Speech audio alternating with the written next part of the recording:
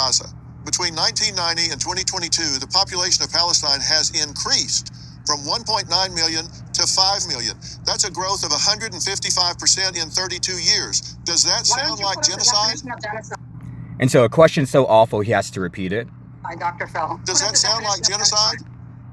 So people being able to give birth doesn't sound like genocide. But what about the 1 year of 100,000 people dead to honestly 300,000 or more dead in 1 year? Does that sound like a genocide to you, Dr. Phil?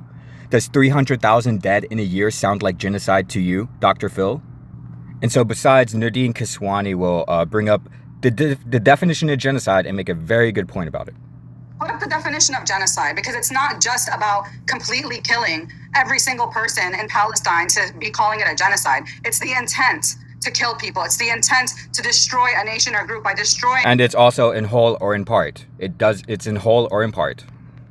Their political institutions, their social institutions, their way of life. And this is what Israel's been doing to us. So I'm not even, I would go as far to say that it hasn't just been a genocide for the last 18 months. Palestinian people have been facing a genocide since the establishment of the State of Israel in 1948. Absolutely. Palestinian people have been facing a genocide since the establishment of the State of Israel in 1948. This land belonged to the Jewish people long before 1948. Yeah, and so this guy has literally half a brain. He's just operating on he would support this crusades. He would support the Spanish Crusades. The land belongs to us. God told us we could have it, or God told us it belongs to us 3,000 years ago. So yeah, 30 years of births may not sound like a genocide to Dr. Phil, but what about 1 year of 100,000 to 300,000 deaths? What does that sound like? It sounds like a genocide to me.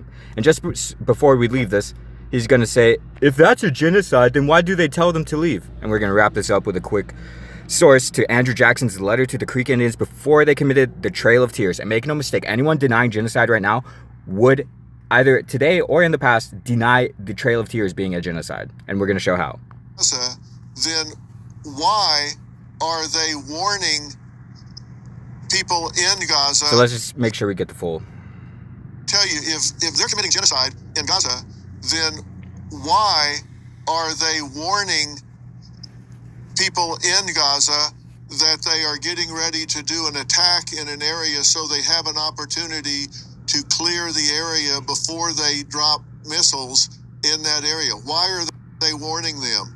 And so this is just a fundamental misunderstanding what genocide means. They think it means, oh, genocide is what happened. You have to intend to kill everyone, or you have to kill everyone. For the Native Americans, they think we were actually all killed. For the Jewish people during the Holocaust, they think there was an intent to kill all of them. The first one is definitely not true. Native Americans survived. We weren't all killed.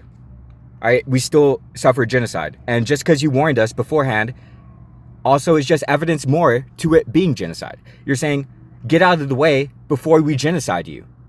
As if somehow you leaving means we're not genociding you. And so, just showing how Dr. Phil would deny the Trail of Tears is genocide, here's Andrew Jackson, months before they attacked them. Months before, he's saying to the Creek Indians, join the Trail of Tears. Go along with your own ethnic cleansing, with your own genocide.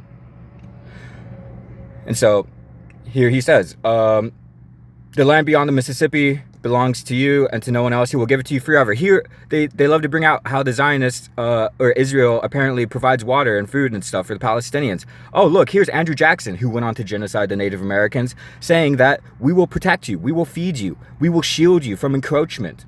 We will feed you, Andrew Jackson said before he genocided Native Americans through the Trail of Tears. We will feed you. We will feed you. Oh, they feed them, and so now it's not genocide? Oh, they have births sometimes, and so now it's not genocide? And so here we go with the warning. Friends and brothers, listen. Andrew Jackson is saying this to the Indians. Where you are now, you and my white children are too near each other to live in harmony and peace. There we go. Months before the Trail of Tears happened, Andrew Jackson warned them to leave, advising them to remove to a country large enough for all of them beyond the Mississippi. Look at that, dude. How could the Trail of Tears be genocide? Andrew Jackson asked them to leave, bro. He asked them to leave. How could it be genocide? How could it be genocide? So there's the final point. The word to be decimated is 1 out of every 10. So the decimation is genocide. Palestinians are being decimated, if not more than that.